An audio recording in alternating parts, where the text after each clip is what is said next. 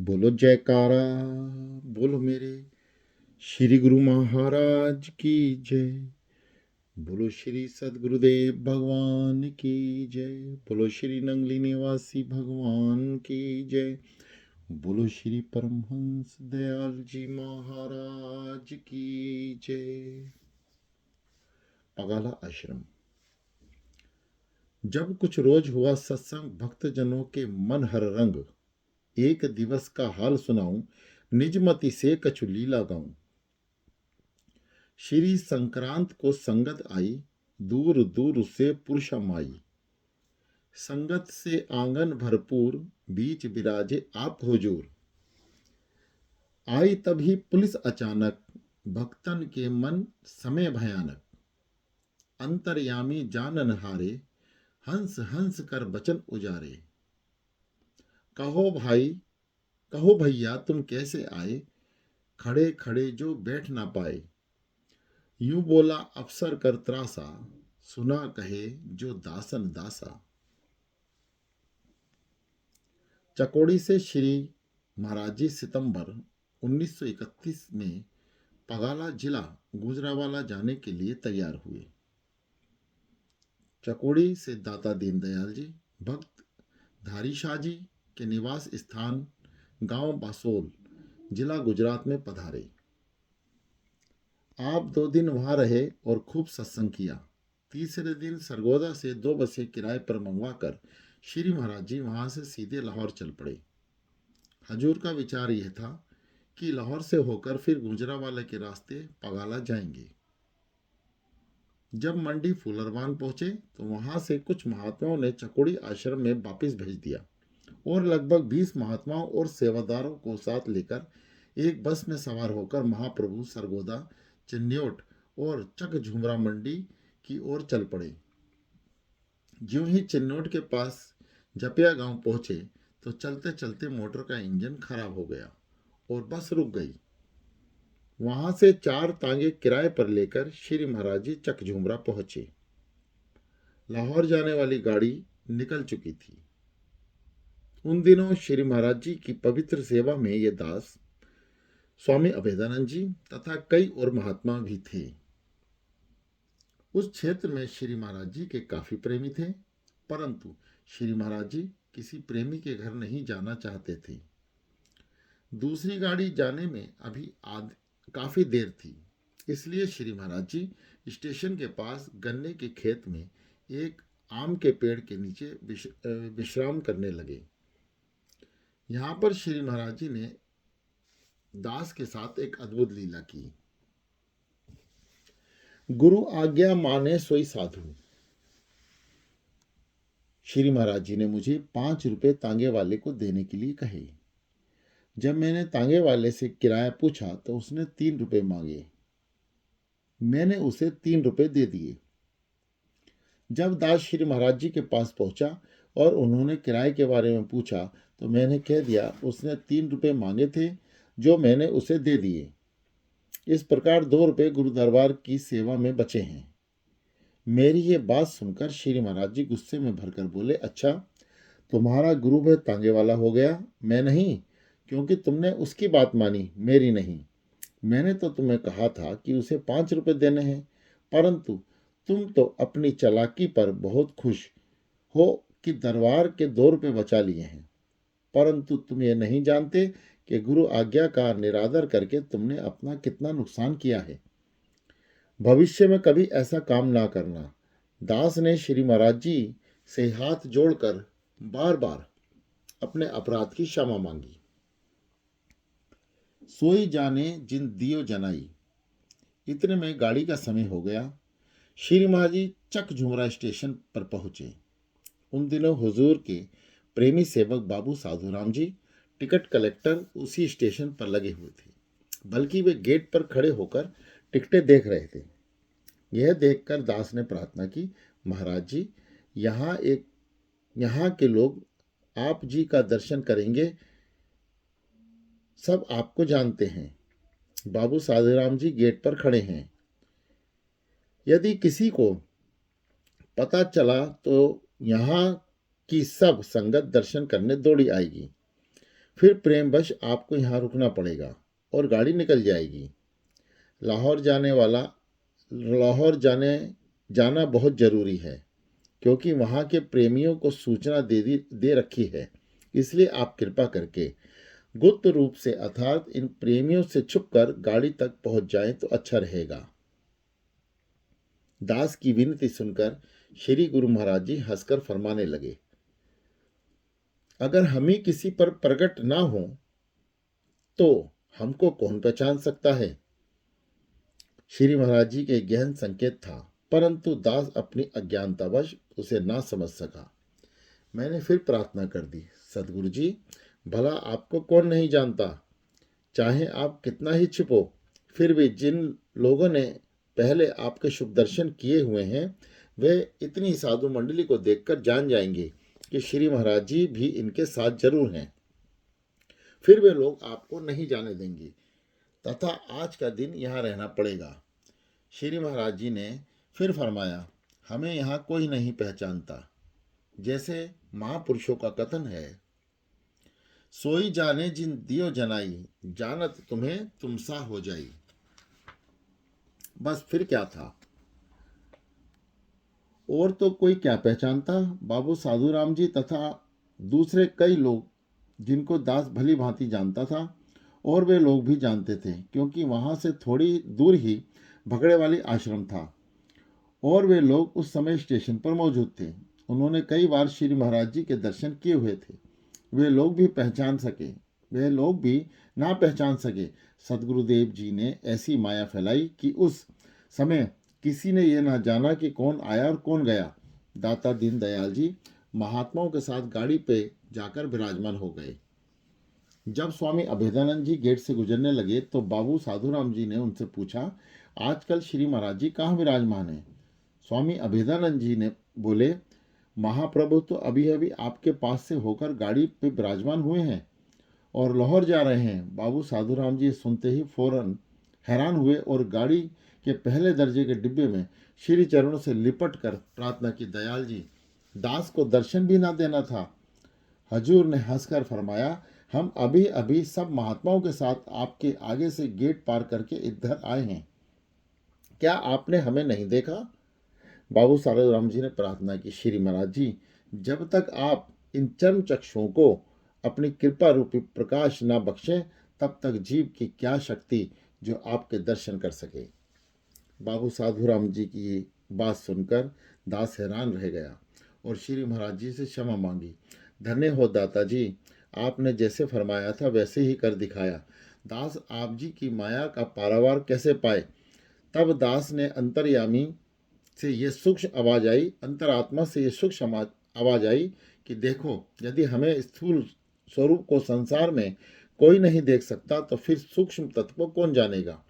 थोड़ी देर बाद श्री महाराज जी दास को संबोधित करके बोले, जो हमको ना देख सकी आप उसे बता दिया करो, क्योंकि आप तो हमें जान गए हो। दास ने हाथ जोड़कर विनती की, हुजूर, दास की क्या सामर्थ जो आपको जान सके। आप अपनी माया से सदा बजाय रखो और इन चरणों कमलों में ध्यान बख्शो। फकीरों से रिश्क ठीक नहीं। लाहौर में एक दिन ठहर कर श्री महाराज जी बस पर सवार होकर गुजरावाला के रास्ते पगला आश्रम जाने के लिए चले। मार्ग में जब कामोकी स्टेशन के पास से गुजर रहे थे तो एक रईस मुसलमान अपने परिवार समेत मोटर पर गुजरावाला जा रहा था। श्री महाराज जी की मोटर आगे जा रही थी, पर धनी मुसलमान पीछे से हॉर्न देता हुआ अपनी मोटर को आगे ले गया। उनके मन में बड़ा अभिमान था कि मैं उनकी मोटर के पीछे क्यों चलूं। ज्यों ही उसकी मोटर कुछ आगे चली तो श्री महाराज जी ने मुस्कुराकर फरमाया, यह तो अहंकार में आगे जा रहा है, कहाँ मोटर उलट न जाए। आगे नहर पर पुल था। जैसे ही मोटर नहर के पुल पार करने लगी, ऊंचाई होने के कारण एक और लुढ़क गई। रईस खुद ही मोटर चला रहा था, इसलिए उसे काफी चोट आई। उसके परिवार के दूसरे लोग भी घायल हो गए। इतने में हजूर की मोटर भी वहां पहुंची तो उसने श्री महाराज जी से माफ़ी मांगते हुए कहा, हजूर, आपसे आगे जाने लगा था। भला फ़कीरों से रिक्श करने वाला भी कहीं खुश रह सकता है। फ़कीरों की खिलाफत करना हमें जायज़ नहीं। उसकी बात सुनकर श्री महाराज जी उसे धैर्य बनाते हुए फरमाया, फकीरों के दिल में तो हर एक के लिए रहम होता है। हम तो सभी जीवों के लिए मालिक से दुआ मांगते हैं। हमने आपको कोई बद्दुआ नहीं दी।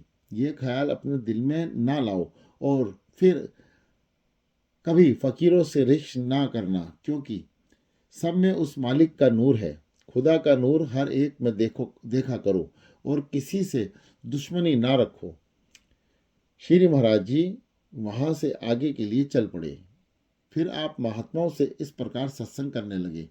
सुन गल्ला आकाश दिया कीटा आई रीस, नानक नदरी पाइये कूड़े कुटी कीस। गुरु नानक देव जी कहते हैं कि आकाश में पक्षियों को उड़ता देखकर पृथ्वी पर चलने वाले कीड़ों को विचार आता है कि हम भी आकाश में उड़कर सैर करें। जब वर्षा ऋतु में उनको पंख लगे और कीड़े मकोड़े उड़कर आकाश में चले तो कौवे इत्यादि पक्षियों ने उन्हें अपना भोजन समझकर खाना शुरू कर दिया। इस प्रकार वे बेचारे मारे गए। गुरु नानक देव जी कहते हैं कि मालिक की कृपा दृष्टि से ही उच्च पदवी मिलती है। अपने अहंकार से कोई नहीं पा सकता। झूठे लोग झूठ का वेश बनाकर दिखाते हैं। श्री महाराज जी ने फिर महात्माओं को फरमाया, आप लोग ये ख्याल ना रखना कि हमने उसकी मोटर उल्टाई है। कुदरत खुद अपने काम की जिम्मेदार है। फकीरों को किसी का बुरा नहीं मांगना चाहिए। इस प्रकार श्री महाराज जी गुजरावाला पहुंचे। रात को बहुत बारिश हुई। सुबह वर्षा में ही हुजूर ने वहां से चलने की आज्ञा दे दी। गुजरावाले से 8 मील आगे कच्ची सड़क होने के कारण मोटर कीचड़ में घस गई और आगे ना जा सकी। मालिक को यही मंजूर था, या उन्होंने अपने प्रेमियों को सेवा देनी थी। जैसे गुरु अमरदास जी ने अपने सेवकों से चबूतरे बनवाने शुरू किए। उन्होंने आज्ञा दी कि जिसका चबूतरा हमें पसंद आएगा उसी पर बैठेंगे। सेवा का शौक सबको हो गया। उस समय तन की सेवा की जरूरत थी। अपनी अपनी कृपा से उन्होंने अपने सेवकों को सेवा दी। अपनी मनमति से सेवा करना कुछ और होता है और गुरु आज्ञा से सेवा करने में कुछ और भेद होता है। सारा दिन चबूतरे बनाते रहे, फिर गुरु अमरदास जी आज्ञा दे देते हैं कि सब गिरा दिए जाएं। हमको पसंद नहीं। फिर चबूतरे गिराकर नए बनने शुरू हो जाते हैं। फिर बन जाते हैं तो उन्हें गिरवाने की आज्ञा होती है। इसका परिणाम ये निकला कि सब सेवक धीरे धीरे सेवा छोड़ बैठे और उन्होंने गुरु पर ही दोष लगाया कि अब उनकी बड़ी अवस्था है, इसलिए बुद्धि काम नहीं कर रही। अभी तो इस बेकार के खेल में हमको लगा रखा है। हमने तो सेवा समझकर ही काम किया था, परंतु इनकी तो बुद्धि ही ठिकाने नहीं। तब केवल गुरु रामदास जी ही रह गए। गुरु अमरदास जी ने उनसे कहा कि तुम भी जाओ। इतना सुनकर गुरु रामदास जी ने प्रार्थना की, ये दास कहाँ जाए? यह शरीर तो आपका है, चाहे आप चबूतरे बनवाओ या चाहे जो काम करवाओ। दास का धर्म है चबूतरे बनाना, परंतु उन्हें पसंद करना ना करना ये आपका काम है। आप अपने फर्ज को जानो, उनसे मैं दखल क्यों दूं? इस प्रकार गुरु अमरदास जी ने अपने सेवक की प्रेम परीक्षा लेकर उसे अपना ही रूप बना दिया और स्वयं अंतर्ध्यान होने की तैयारी करने अपनी पवित्र गद्दी अपने सच्चे सेवक श्री गुरु रामदेव जी को सौंप दी। भाव यह है कि गुरु ने केवल सेवक की श्रद्धा ही देखी। जब श्री महाराज जी की मोटर रुक गई तो सेवकों ने मिलकर प्रार्थना की, दयाल जी आप कृपा करके पलंग पर विराजमान हो जाइए। सेवक पलंग को कंधों पर उठाकर पगाला आश्रम तक ले जाएंगे। पगाला आश्रम वहां से 5 मील दूर था। अंत में हुजूर ने अपने सेवकों की प्रार्थना स्वीकार कर ली और पलंग पर विराजमान हो गए। सेवकों ने पलंग को कंधे पर उठाया और पगाला आश्रम की ओर जयकारे लगाते चले। इधर पगाला की संगत को पता चला कि हुजूर आ रहे हैं तो सभी संगत खुशी से फूली न समाई और सभी प्रेमी दौड़कर श्री महाराज जी के स्वागत निमित्त आगे आए और मधुर भजन बोलते हुए सदगुरुदेव जी को आश्रम में ले गए। कार भेंट। पगाला में श्री महाराज जी के विराजमान रहने से दूर दूर से संगत श्री दर्शनों के लिए आने लगी। नियम अनुसार संगत का प्रभाव भी चलने लगा। उन दिनों सेठ जमियत लाल जी, जो कि गरेला जिला लारकाना सिंध प्रांत में रहने वाले थे और जिनको स्वामी बैरागानंद जी द्वारा सदगुरु शरण प्राप्त हुई थी। पगाला में हुजूर के दर्शन करने के लिए एक दिन शाम को श्री महाराज जी सैर करने के लिए गए। सेठ जमित राय भी साथ थे। श्री महाराज जी के साथ काफ़ी संगत थी। सेठ जमितला राय जी के मन में विचार आया कि जब हजूर पैदल सैर करते हैं तो संगत साथ ही होने से मिट्टी धूल उड़कर उनके पवित्र शरीर पर पड़ती है। जो समय भूल में बीता सो बीता। अब हमारा धर्म है कि श्री महाराज जी के लिए एक कार ले आवें। यह सोचकर सेठ जी ने स्वामी वैरागानंद जी से प्रार्थना की कि उनकी अर्ज श्री महाराज जी को मंजूर करा दें। सेठ जमियत राय ने सर्व संगत में उठकर दाता दीनदयाल जी से हाथ जोड़कर प्रार्थना की, दास को कार लाने की आज्ञा दी जाए। श्री महाराज जी ने फरमाया, हम फकीर लोग हैं, मोटर की जहाँ जरूरत पड़ती है किराए पर आ जाती है। हम अपने पास मोटर रखना पसंद नहीं करते। हम ऐसे ही ठीक हैं। हम बिना यहाँ सेवा कराए ही आपसे खुश हैं। परंतु सेठ जी के अनुनय विनय करने अपना प्रेम पूरा कर लिया। जब श्री महाराज जी ने उनकी विनती स्वीकार कर ली तो सेठ जमियत राय जी लाहौर जाकर 2-4 दिन में ही एक अति सुंदर शेवरलेट मोटर कार लगभग 6,500 रुपये की खरीद कर ले आए और उसे श्री चरणों में भेंट कर दिया। कार चलाने की सेवा भक्त प्यारेलाल जी लाहौर निवासी करने लगे। श्री महाराज जी रोज कार पर सवार होकर सैर के लिए जाने लगे। जाको राखे साइया। एक दिन शाम को श्री महाराज जी पगला आश्रम से सैर करने के लिए चले तो सब संगत कार के चारों ओर खड़ी थी तथा खुशी से भजन कीर्तन हो रहा था। उस दिन एक माता अपने छोटे बच्चे को उठाए संगत में खड़ी थी। देव योग से उसने बच्चे को अपनी गोद के नीचे उतार दिया और भजन सुनने में मग्न हो गई। बच्चा खेलता हुआ कार के अगले पहिए के नीचे चला गया। इतने में श्री महाराज जी ने कार चलाने की आज्ञा दे दी। जब कार चली तो पहिए के नीचे आने से बालक की बड़ी जोर से चीख निकली। उधर उस माता ने शोर मचाया और रोने लगी, हाय मेरा पुत्र मर गया। श्री महाराज जी ने फौरन कार रुकवाई और जब नीचे देखा तो सबके आचार्य का ठिकाना ना रहा। जब उन्होंने पहिए से नीचे आकर श्री बच्चे को वैसे ही पाया, उसे कोई खरोच तक ना आई। बच्चे ने वैसे ही डर से चीख मारी थी। यह अद्भुत चमत्कार देखकर सब लोग श्री महाराज जी की अपार महिमा गाने लगे। श्री महाराज जी बोले, यह तो आपके प्रेम का फल है, हमने थोड़े ही इसको बचाया है। पुलिस द्वारा तलाशी। जब कुछ दिन श्री महाराज जी का सत्संग हुआ तो बाहर से काफी संगत आने लगी। अजुस की संक्रांति के दिन तो आश्रम में एक मेला सा लगा था। श्री महाराज जी पलंग पर विराजमान होकर सत्संग कर रहे थे। स्वामी बैरागानंद जी महाराज जी को चंवर झुला रहे थे। महाप्रभु इस चौपाई पर सत्संग कर रहे थे। रही भावना जिसकी जैसी, प्रभु मूरत देखी तिन तैसी। इतने में पुलिस की एक गारद जिसमें पुलिस कप्तान, थानेदार और काफी सिपाही थे, अचानक आश्रम में आ गई। वे लोग अपनी मोटर कुछ दूर खड़ी कर आए। श्री महाराज जी ने उन्हें कहा, आगे आ जाओ। वे आगे आकर खड़े हो गए। तब श्री महाराज जी ने उनसे पूछा, कैसे आना हुआ। पुलिस कप्तान ने अर्ज की, श्री महाराज जी हम एकांत में आपसे कुछ पूछना चाहते हैं। गुरुदेव बोले, आपने जो कुछ पूछना है सब संगत के सामने पूछो। हम संत हैं, चोर नहीं। हम संगत को संशय में नहीं डालना चाहते। पुलिस कप्तान ने कहा, हजूर कुछ ऐसी बातें हैं जो आपकी शान के खिलाफ हैं। श्री महाराज जी ने फरमाया, आपको जो कुछ पूछना है सबके सामने पूछो, हम खुशी से सब बातों का जवाब देंगे। पुलिस कप्तान बोला, यहाँ हजारों लोगों का रोज लंगर चलता है, उसके लिए धन कहाँ से आता है। आपकी आमदनी कम है और खर्च ज़्यादा लगता है। श्री महाराज जी बोले, आपका मतलब ये है कि हमारे पास नोटों की मशीन है, या आप वही देखने आए हैं। पुलिस कप्तान ने जवाब दिया, हाँ महाराज जी, यही विचार लेकर आए हैं। श्री महाराज जी बोले, अच्छा पहले आप तलाशी लेकर अपना फर्ज पूरा कर लो, फिर हमसे बात करना। पुलिस कप्तान ने प्रार्थना की, आपके 1-2 सेवक तलाशी के लिए साथ होने चाहिए।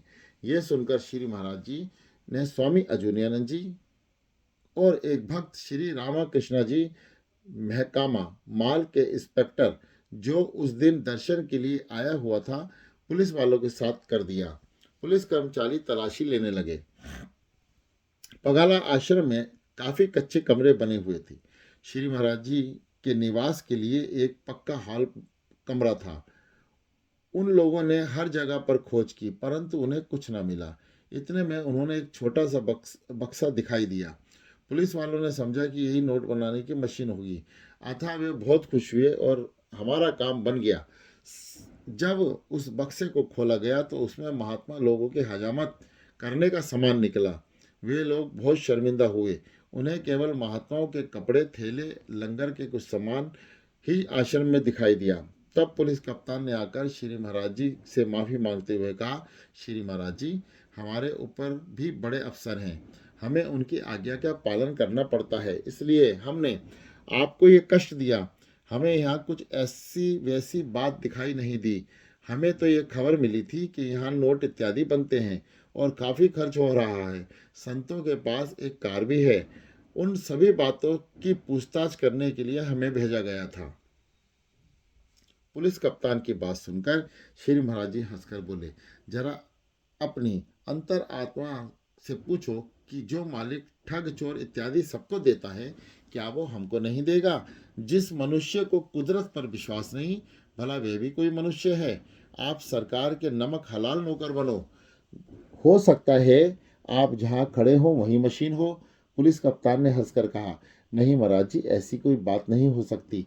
श्री महाराज जी बोले, आपके मन में संशय जा नहीं सकता कि यहाँ आमदनी कम है और खर्चा ज़्यादा, परंतु इसके विपरीत यहाँ आमदनी अधिक है और खर्च कम है। हम इस बात का सबूत देते हैं। तब श्री महाराज जी ने किला दीदार सिंह के भक्त भोले शाह को आवाज़ दी। भोले शाह हाथ जोड़कर संगत में खड़ा हो गया।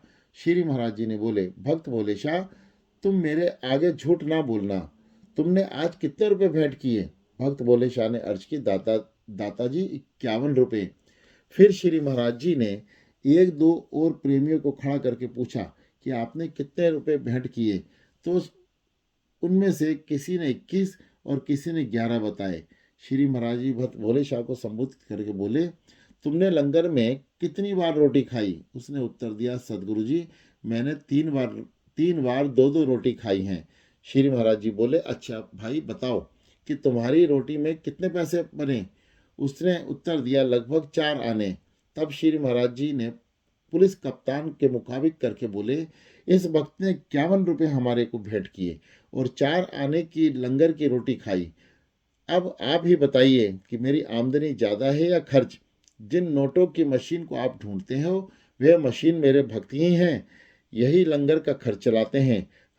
हम अपने पास माया को इकट्ठा करके रखना नहीं चाहते। सभी के लिए गुरु का लंगर खुला है, जो भी आए सत्संग सुने और लंगर प्रसाद खाए। आप खुद अंदाजा लगाइए कि गृहस्थी लोग केवल 2-4 दिन के लिए हमारे पास आकर ठहरते हैं।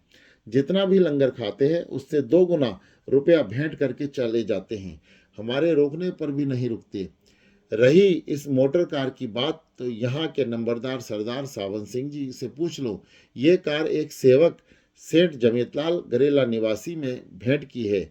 हम पैदल सैर पर जाते थे, उन्होंने अपना प्रेम पूरा करने के लिए ये सेवा की है। यदि आपको इसकी ज़रूरत हो तो आप ले लो, हम पैदल ही चल लिया करेंगे। तब पुलिस अफसर ने कहा, हुजूर, यहाँ कुदरत सब काम कर रही है, वे लोग मूर्ख हैं जो फकीरों से झगड़ते हैं। इसके बाद पुलिस कप्तान ने कहा, श्री महाराज जी, ऐसा सुना गया है यहाँ कई साधु लोग सूटा गांजा इत्यादि पीते हैं। श्री महाराज जी बोले, यदि आपका दिल मानता है तो ठीक है। आप खुद सोचो कि जो साधु नशीले पदार्थों का सेवन करके साधु कहलाते हैं वे भी भला साधु हैं? हम तो ऐसे साधुओं को साधु नहीं कहते और ना ही ऐसे साधुओं को अपने पास रखते हैं। तब उन पुलिस कर्मचारियों ने इजाजत चाही। वे 50 रुपये श्री जी के भेंट करके पगाला आश्रम से विदा हुए। अब वे अपनी मोटर के पास पहुंचे तो मोटर में पेट्रोल खत्म हो चुका था। आसपास कहीं पेट्रोल नहीं था, इसलिए वे पेट्रोल मांगने आश्रम आए। श्री महाराज जी ने उनको काफ़ी पेट्रोल दिलवाया। श्री महाराज जी ने यहाँ लीला देखकर सब संगत ने खुशी से श्री महाराज जी की जय जयकार बुलाई। प्रेम भेंट। एक दिन को एक दिन शाम को कुछ भक्तों और साधुओं के साथ श्री महाराज जी शहर को जा रहे थे। एक प्रेमी श्री पाला सिंह जी ने श्री महाराज जी का मार्ग रोक लिया और प्रार्थना की, श्री महाराज जी मेरी भेंट मंजूर करें, ये थोड़ा सा दूध है, आप इसे भोग लगाएं। यह कहकर उसने दूध का भरा बर्तन श्री महाराज जी के आगे कर दिया। एक दो महात्माओं ने उसे रोकना चाहा और कहा, क्या तुम पागल हो गए हो जो इस प्रकार कच्चा दूध बिना गिलास के ही श्री महाराज जी को अर्पण कर रहे हो। श्री महाराज जी ने यह सुनकर उन महात्माओं को झिड़क कर कहा, तुम इसके प्रेम को नहीं जानते, किस प्यार और भावना से इसने दूध भेंट किया है। तब श्री महाराज जी ने उस बर्तन से ही एक दो घूंट पी लिया और कहा, अच्छा प्रेमी, अब तुम खुश हो, क्या हम अब शहर के लिए जाएं? प्रेम की दिव्य मूर्ति और सादगी के भंडार पाला सिंह जी ने विनती की, हाँ महाराज जी, आप शहर पर जाइए, आपने बड़ी कृपा करी जो मेरी तुच्छ भेंट को स्वीकार कर लिया। मुरारी वाला में। पगाला आश्रम से एक बार श्री महाराज जी वेदांत केसरी स्वामी राम तीर्थ जी की पुण्य जन्म भूमि मुरारी वाला गए। महाप्रभु ने उस घर को भली भांति देखा जहाँ शहंशाह राम ने अपनी बाल लीलाएं की थी। मुरारी वाला से दाता दीन दयाल जी पगाला लौट आए। लगभग 2 महीने पगाला आश्रम में विराजमान रहकर श्री महाराज जी कबरपट आश्रम जिला मिंट गुमरी में पधारे। बोलो जयकारा, बोलो मेरे श्री गुरु महाराज की जय।